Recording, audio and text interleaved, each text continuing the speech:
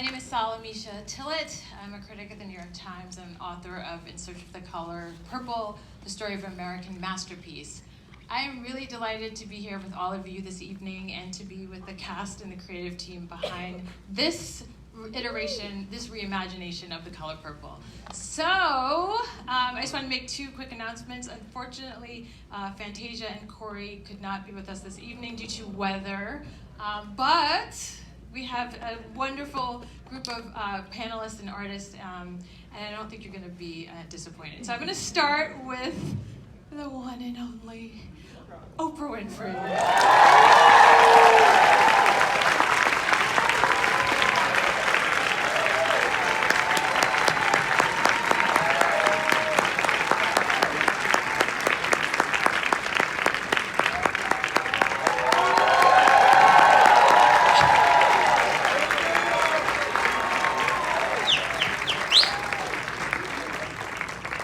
Next, I would like to introduce her fellow producer, Scott Sanders.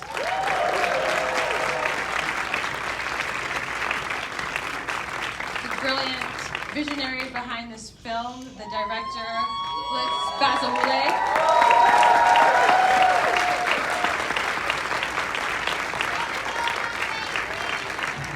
Golden Globe nominated. Oh, thank you. Golden Globe nominated. Next, I would like to introduce Golden Globe nominated Danielle Brooks to the stage.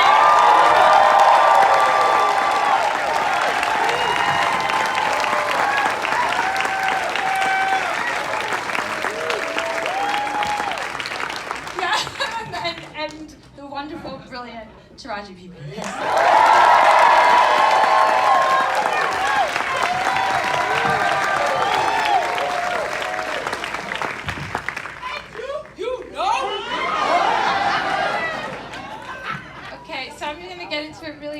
And Fantasia would be here, but her plane got delayed and mechanical problems and all that. She just landed? Yeah. Okay, great. Yes. Okay, I'm going to just jump in right now. I mean, first of all, congratulations. This has been an amazing experience for us all. So I want to start with you, Oprah. It's always so, I've interviewed you 5 times. I know. But make it 6 today. Yeah, first time on stage, so you know, but to interview Oprah is like just, I can't. Anyway, but let's begin.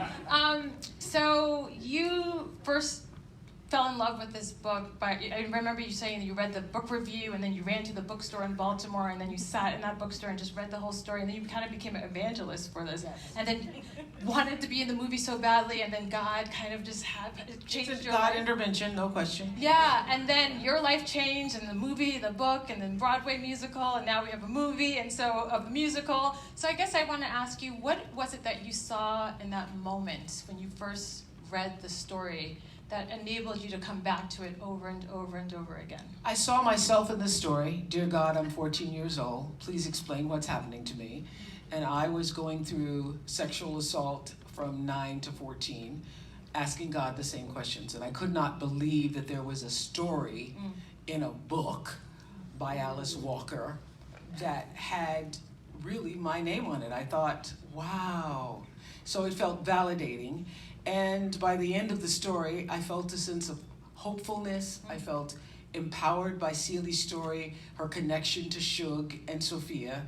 And I know that everything that Alice Walker wrote down in that book back in 1982 when it was first released is still as vital today as it was then. We need hope. We need a sense of forgiveness in our lives, and we need to believe that the power that is the life force of God is within each of us, and we each can discover it. So the message is even more relevant today as we become social medialized and we become AI'd and all of the things in technology in the world that take us away from the essence of ourselves. So I think, again, for me, it was God's timing that the book showed up when it did, that the movie showed up when it did, that the Broadway play showed up when it did, and now we're showing up for you!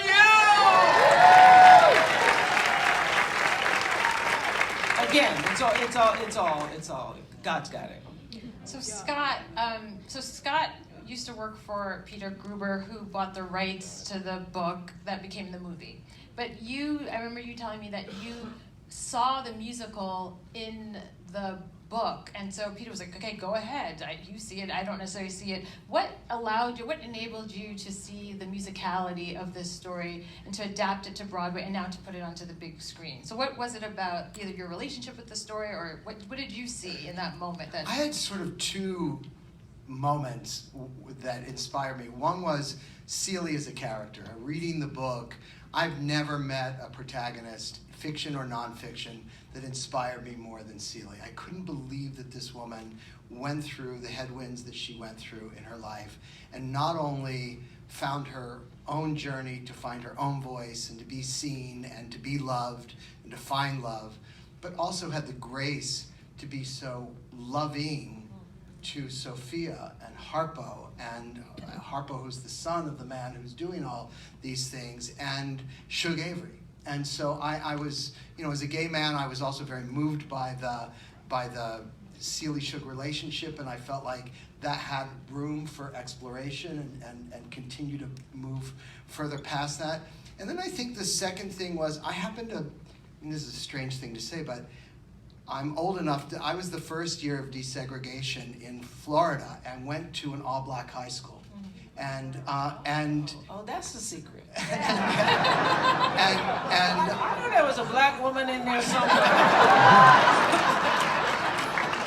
All this time, I never heard that story. Okay, that's it. All right. And when we're making news, and I knew the joy that how music lived in the black culture, and how, regardless of whatever you were going through, that music was a fuel, was a spiritual energy to get through the day and get through life.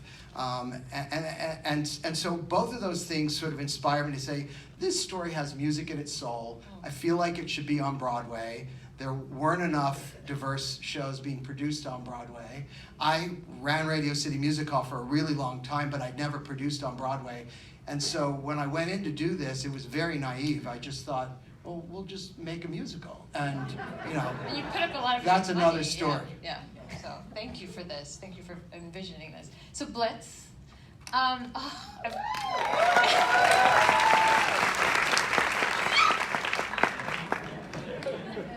have so many questions for him because I'm a super film nerd, but I'm gonna just start with, well, thank you for doing this. Thank you for reimagining this for us. Two parts here. What was your pitch when you were on the Zoom screen with Steven and Oprah and Scott? And then the second question is, and it's a little trickier, in the book we get access to Celie's interiority because it's a first person, it's a letter writing, right? It's a epistolary novel. In the movie, we get access through her imagination and through her interior space. And what I was watching this time was, how does her imagination become the external reality of the film, right? Like as we're watching it, her awakening is happening, so there has to be a shift. So my question is, one, what was your pitch like, which is probably an answer to number two, but then two, how did you plot and plan to go from this really brilliant imagination that Celie has to that becoming the dominant way that we understand the story? Wow. First, thank you all for being here. It's always incredible. So my pitch was, let me go a step back.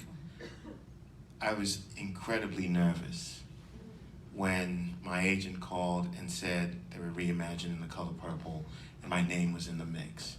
I was incredibly nervous because I know the power of The Color Purple. I know it is sacred text. I know what it means to so many. And so I knew for a fact that if I had nothing to say, I probably just needed to back away. And I was very, very nervous for a very long time, just trying to figure out how I'm going to, if there was even an entry point for me. And so I went back, I read Alice Walker's book, and those very, very opening lines, as Oprah said, dear God, I'm 14 years old. I mean, that for me was also a reminder and a moment of clarity, that anyone who could write letters to God definitely had an imagination, a sprawling imagination. And my job was to figure out how to expand that imagination. I grew up in Ghana, that's where I'm originally from. There's usually one Ghanaian, but oh well, not here, not today. Back there we go, there's always one. Thank you for making yourself known. But I grew up in a household that, my mom was really championed, the artistry that lived inside of me. And she allowed me to be an artist. And I drew a lot, painted a lot. And that was my escape. That was kind of, in a household that was sometimes volatile, that was my refuge. And so, when I got this opportunity, I just kind of went back to being this kid back in Ghana, where any idea I had, I would draw first. And whenever I could draw it, I knew I could see it, and if I could see it, then I could show it to others, and hopefully they come on that journey with me. So that's where it began. I had the great opportunity to pitch for first Scott, and then Oprah, and then Steven, and then to the studio collectively. And I think that was kind of, being able to articulate Celie's headspace and show how I intended to do it. I think, and I've heard the story about the text that were going back and forth between y'all two. He was on a Zoom, and he was presenting Celie with the record, the whole thing that you all saw, and her imagine. I was like, whoa, who is this guy? And I was texting him, and by the end of the presentation, we had texted. I said, this is the guy, this is it. We're done. I'm done with Zoom. I'm done Zoom. Beautiful. So that's how I got the job. But then, as it relates to this interior monologue, I really do believe that often people who deal with trauma and abuse are miscategorized as docile and passive and waiting to be saved. I really believe that is false. And I believe that for the first time we were going to get the opportunity to see the machinations of how Celie overcame.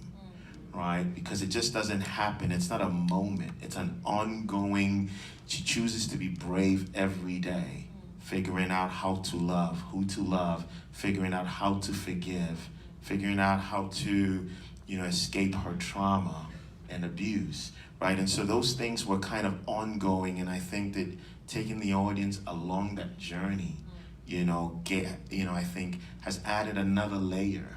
Of course, as is intended by Alice Walker, but we were able to kind of visually show it and show how she was able to navigate that. So really, really, really thankful that we were able to do that. Thank you. It's beautiful, those scenes, and they are too. Y'all like it. Y'all liked it, right? So let's sing about it.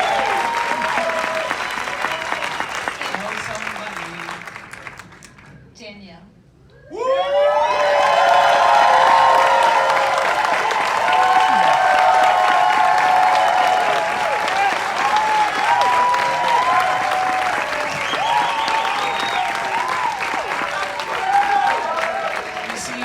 Receive. Yeah. I'm learning how to receive. I really am. Thank you. Thank you so much. So you returning to this character of Sophia.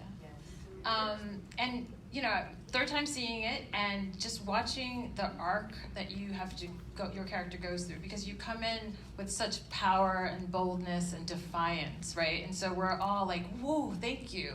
And then you have to go through this decline because you're imprisoned and you're beaten, and then you have to rise again. So I guess my question for you is like, how did you approach coming in with such explosive energy to then have that kind of, what we call denouement, and then come back up? And then what was it like to have Madame Winfrey as a producer, but also as such an iconic Sophia? Yeah. So what's that relationship like, and what's your relationship like with Sophia? Miss O. Every time I'm like, this is crazy. I just get to look at her. It's so cool. Oh man, I'll start with that. When she called me on that Zoom and said, Danielle, I'm gonna pass the baton to you. I knew in that moment, special day.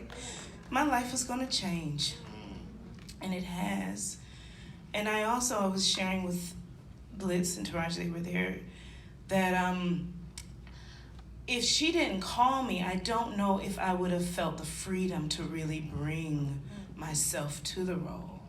I think you doing that gave me the opportunity and permission to bring myself to the role.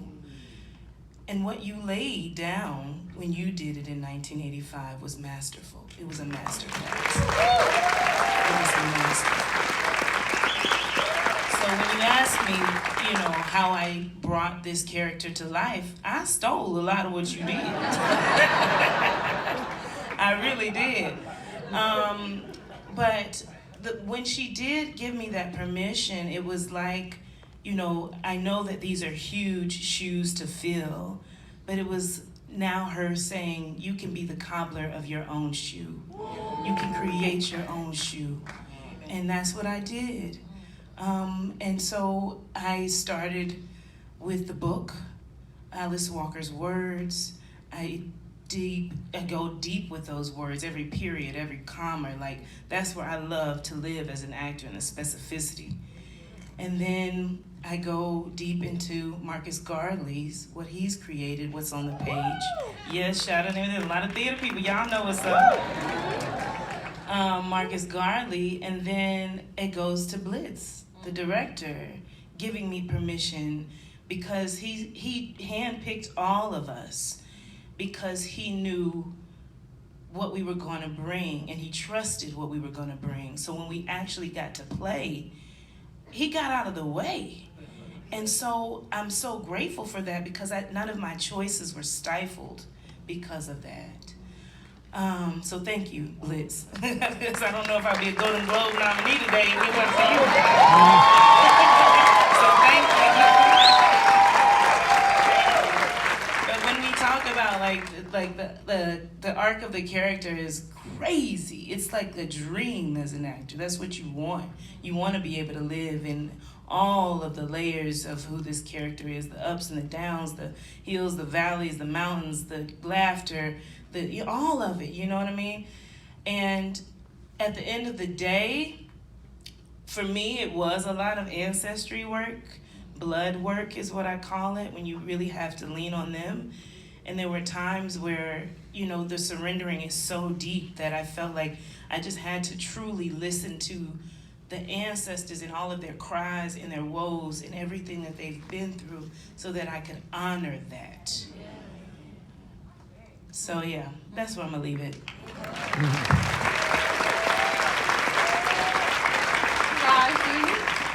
So I've written about Shug, and she's the character that I longed to be so much in my 20s and my 30s as I was healing from my own sexual assaults. And you embody their character of Shug embodies so much bravery, resilience, truth, triumph. So my question for you is, because Shug holds the desires of so much of us in the audience and the characters in the story that Alice Walker gave us, and you gotta sing. So if you could just talk to us about, you've got the numbers and the numbers, and you do it so beautifully. So one, I guess how did you approach, being the character that everyone, like Mr's desiring, Celie's desiring, we're desiring, you have to hold all of that. And then also, I know you have a musical theater background, I don't know if everyone knows that, but you just do such a beautiful job singing those songs. So just tell us about how you approached that, and what were you afraid of, and what did you get through to make Shug so powerful for us? Wow, my heart is pounding. Just like it was the day you called and said that you wanted me to be your Shug, my heart started pounding.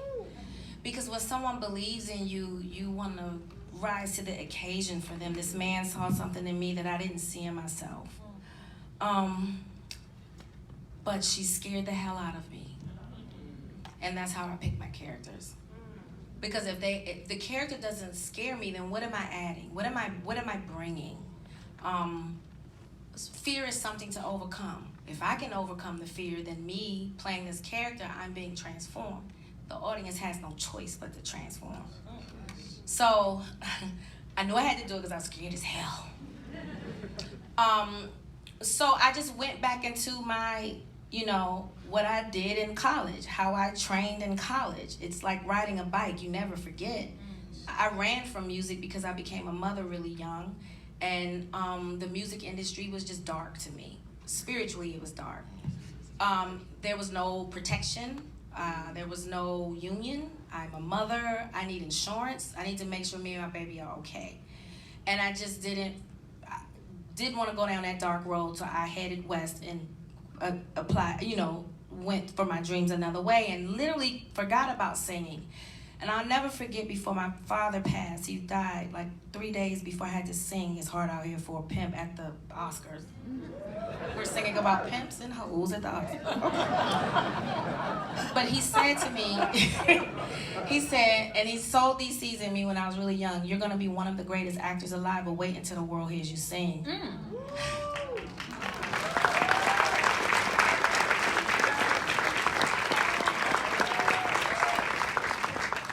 I'm a very spiritual person, and I believe somehow this is because of him. Because I ran from Suge on Broadway, I was so petrified. I was like, I can't pull that off. My voice will never survive 8 shows a week. But she came back the way that I could make her live and thrive. So whatever's destined for you is gonna come, is what I'm trying to say to you. So, cut to, I get the role. I start listening to Bessie Smith. I found Ida Cox, who told me wild woman don't have the blues. I found a singer, Pygmy Terry, who talked about the black sheep's blues. Now you're speaking to me and my character, Suge. So there were nights that I would lay in the tub with my bubbles, that scene and the phonograph, and I would relive that scene, listening to these women sing to me their blues. And I took on their blues, and it became Suge's blues. And that's how she was born. Like, I have a thing where if I don't feel it right away, I put the script down and I go, talk to me. My dog thinks I'm crazy. Because if I don't catch it right away, I don't want to project. I let the character speak to me. What we do as actors is very spiritual. You're on set, and that's why I don't pick a lot of roles, because it's spiritual, and I'm all alive, and I'm open, and my chakras are open, and I'm letting this character use my body as a vessel to tell its truth. And so when I'm open like that, a lot of energies can't be around me. I'm sorry. Because energy is strong, y'all. And you gotta be particular about who you keep around you. Like, seriously. If they down and they cloudy and they downtrodden, and if they got a cloud around you hanging around, you think you're not gonna get wet? You gotta be very careful. So I'm very particular about the projects that I take on, because that's spirit. You understand? But I felt safe here by the people and the energies that he chose. I could not wait to meet them. I could not wait, because I knew I was safe. And in order to create and to be uninhibited, you have to feel safe. And you created that space for me. And so I just did what I do. I looked at this script, and I had a lot of people ask me, did you watch the old one? No, because I'm a great mimicker. I mimic really well. I know that about me and my instrument, so I could not watch it. I left it in its classical place in the canon. And I treated this script like any other script I would get. It was brand new. It was fresh. And for me, the exciting part was that a black man was telling this story. So now we get to own our narrative. And listen, y'all know I've been doing this. And I've told a lot of incredible African American stories, but there is a difference when we get to tell the story. And that is what you see and feel coming off the screen, because we aren't downtrodden. We have had so much happen to us. We turn our trauma into celebration. Hush puppies was used to keep the slave trappers from us. And what we do, dip those hush puppies in our black eyed peas and do the electric slide, eating our trauma. So that's who we are as a people, and that's what you displayed. It's upbeat, it's vibrant, it's colorful. And that's why so much healing is gonna come from this color purple, because it's time, black people. It's time. It's time we heal. I It's just want to time. ask one last question on this topic of healing. So when the movie originally came out, as it was beautiful, it was amazing, stunning performances, and there was a deep backlash against Alice Walker. Her friend Beverly Guy Sheftall described she was the most hated Black woman in America at the time when the movie came out. And you were there. You were part of the movie. I was there going into the Oscars, 11 nominations. 11 nominations. NAACP was standing outside protesting Yeah. as we went in. Yeah. And it had been a really challenging time. I remember being on the set and Quincy Jones saying that the NAACP, the Urban League, all of these Black leaders were demanding to have the script and demanding to have meetings with them, and they would not hand over the script to them, and nor would Alice Walker, did she want that to happen. And it was a lot of pressure. And my position then was this was one story, and Alice certainly had the right to tell it, and this represented one segment of our population and what happens with Black women and men, and it wasn't every story. And I obviously really deeply appreciated the original because it changed my life in so many ways, and so you can't nobody say nothing about the original to me. Yeah, but what I find fascinating is that this is another healing moment, right? Yes. So for all of you who went through the... What is so great is that now we have, I mean, I think the Delters are having their own purple carpet. Yeah. Hello.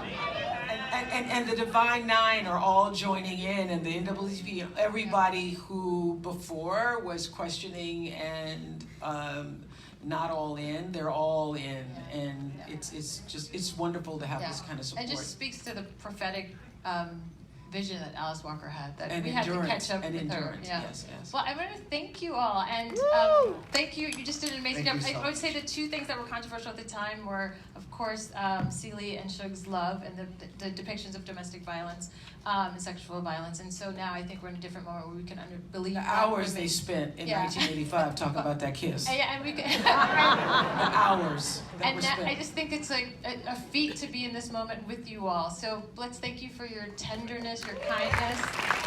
Yeah. Tenderness. And thank you all for just doing this amazing journey. Good luck. We're going to be cheering for you, and people will be buying tickets. Thank you so much. Christmas Day, everybody. Thank you so much for your support.